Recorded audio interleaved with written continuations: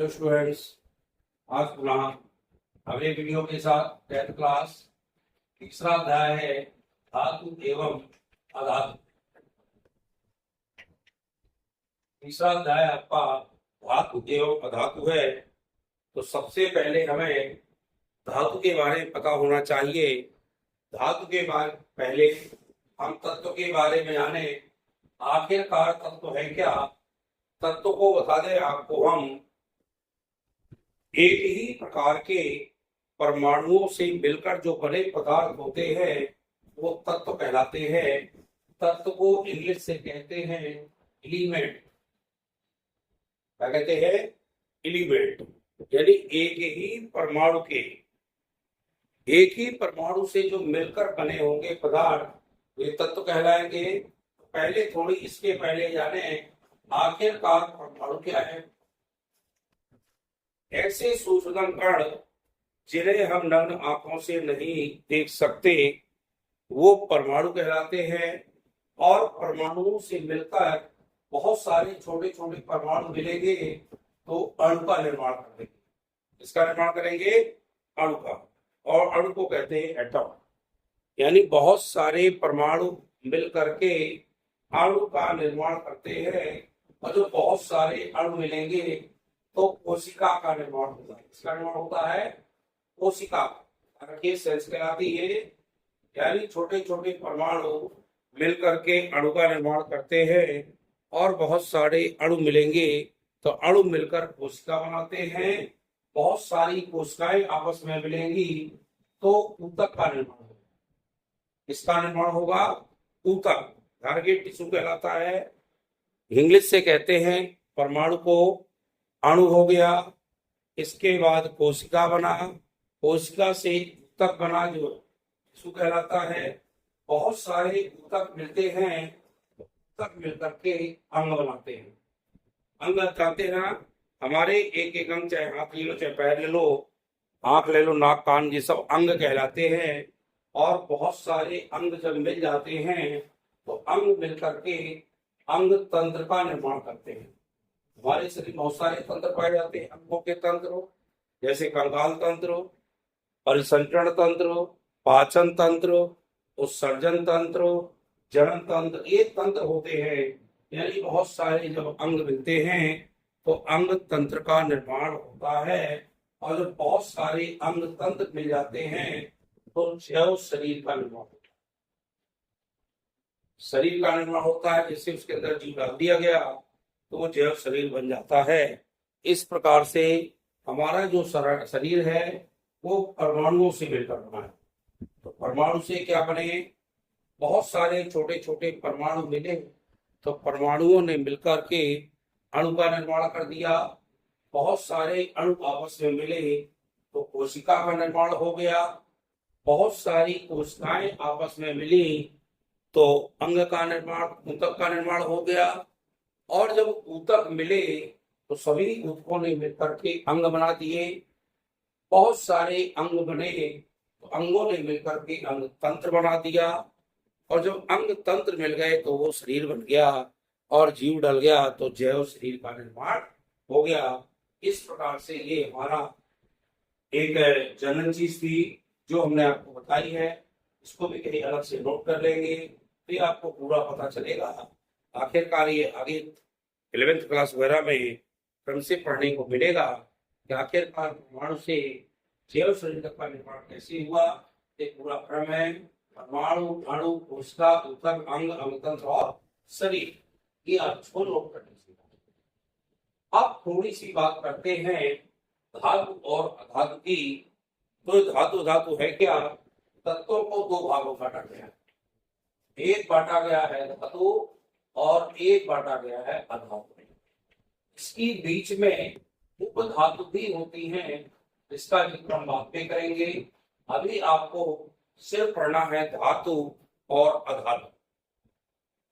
तो हमें ये पता होना चाहिए हम धातु किसको कहेंगे और अधातु किसको कहेंगे। धातु धातु की बात करें तो सबसे पहले धातु की चर्चा करेंगे, उसी बीच में अधातु की चर्चा करेंगे। तत्व दो भागों में बटा होता है, एक धातु और एक अधातु के रूप में। तो धातु क्या होती हैं? ऐसे धातुएं जो होती है हमेशा चमकदार होती हैं। कैसी होती हैं? चमकदार, यानी धातुओं में चमक पाई जाती है। अगर आपको चमक दिखाई देगी, जैसे सोना ले लीजिए, कितनी चमकदार धातु है। चांदी ले लीजिए, चमकदार है। तांबा ले लीजिए, चमकदार है। यानी जितनी भी ये धातुएं होती हैं वो चमकदार होती हैं, यानी इनमें चमक पाई जाती है। जबकि अधातुएं चमकदार नहीं होती, चमकदार नहीं होती, ये अधातु हो गई। इनमें अंतर भी परीक्षा पूछा जाता है कि धातु धातु में अंतर लिखिए। तो अंतर दो रूपों में परीक्षा पूछा जाता है। एक पूछा जाता है भौतिक गुण के रूप में, यदि भौतिक गुण आए तो हम बताएंगे आपको। रासायनिक गुण आए तो इसका अलग बताएंगे कैसे इनमें अंतर किया जाता है। भौतिक गुणों का मतलब है ऊपर से देख करके हम जान जाएं कि यह धातु है कि अधातु है, वह भौतिकता होती है। भौतिक गुणों को कई प्रकार से देखा जाता है, देख करके, सुन करके, चख करके, किसी भी रूप में। लेकिन धातुओं को चख कर न हो देखना है अपन, हम भौतिक गुण की बात कर रहे हैं कि भौतिक गुणों को ऐसे पहचाना जाता है। जैसे कोई रसायन है, हमें उसकी पहचान करना है भौतिकता रूप में। तो भौतिक रूप में जब पहचान करेंगे किसी केमिकल का या रसायन का, तो उसे हम देखकर, सुनकर, सूंघकर, चखकर, बहुत सारे तरीके होते हैं जिससे हम उसकी भौतिक गुण की पहचान करते हैं। बाद में उसको रसायन के रूप में हम किस प्रकार से पहचानते हैं वो अलग चीज होगी।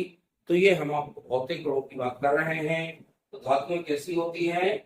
चमकदार होती हैं, जबकि धातुओं में चमक नहीं पाई जाती है। एक अंतर बड़े आसानी से आप लिख सकते हैं। क्या लिख सकते हैं?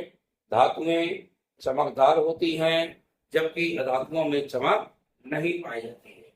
दूसरा अंतर बता दूं मैं आपको। धातुएं जो होती हैं ये विद्युत एवं ऊष्मा की सुचालक होती है।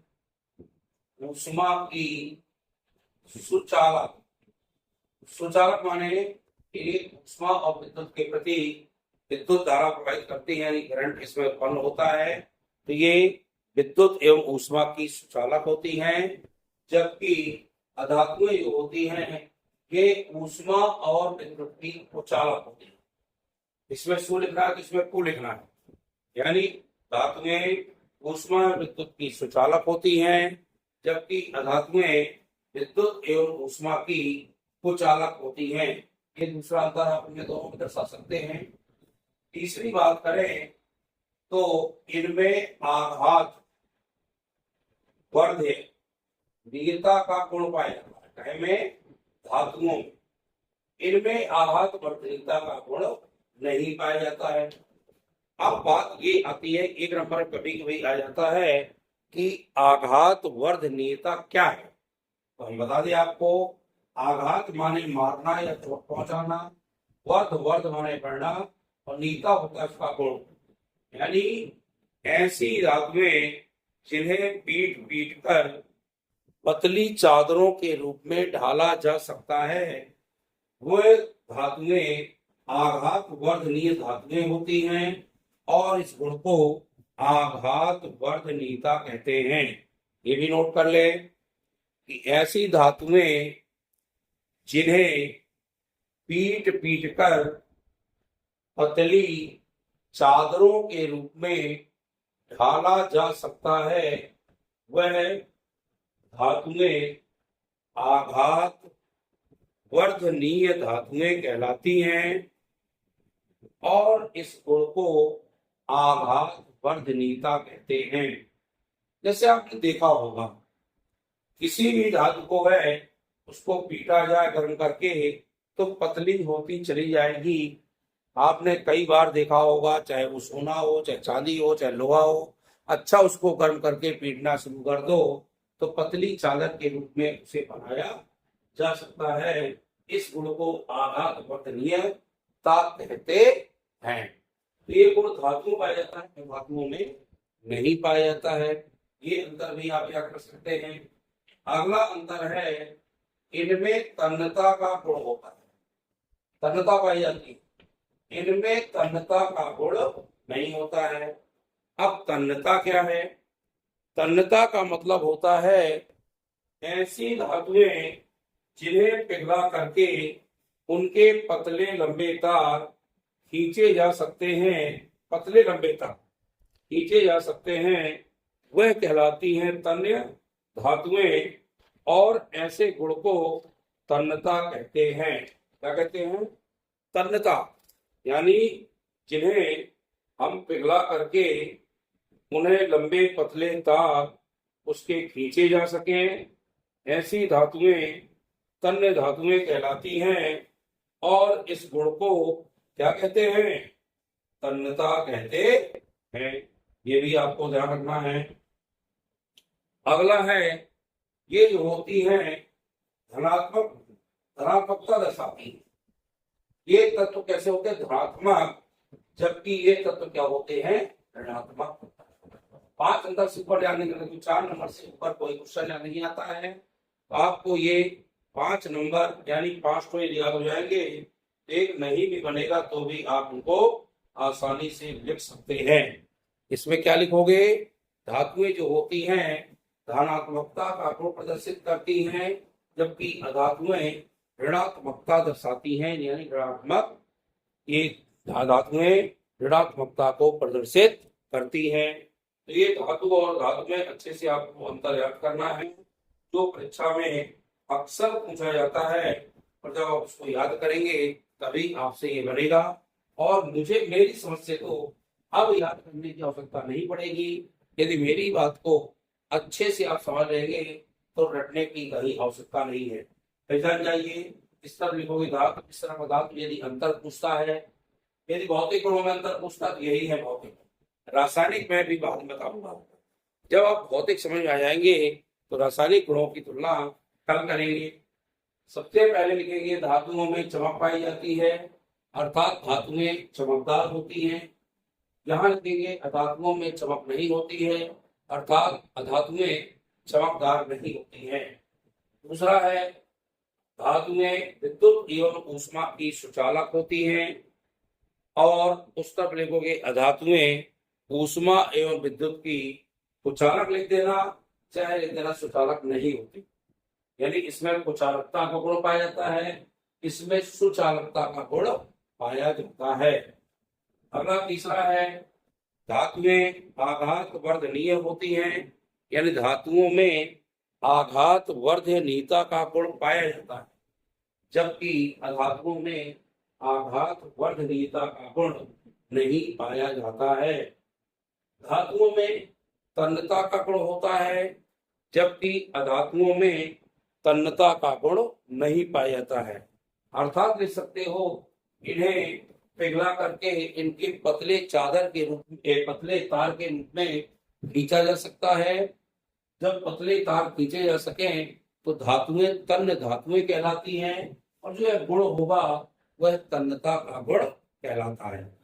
इसमें लिखोगे धातुएं धनात्मकता प्रदर्शित करती हैं, यानी धातुएं जो होती धातु के तत्व ये धनात्मक रूप में होते हैं, अधातुएं ऋणात्मक रूप में होती हैं। ये 5 अंतर है, 5 में आप कोई भी 3-4 अंतर अच्छे से याद कर सकते हैं।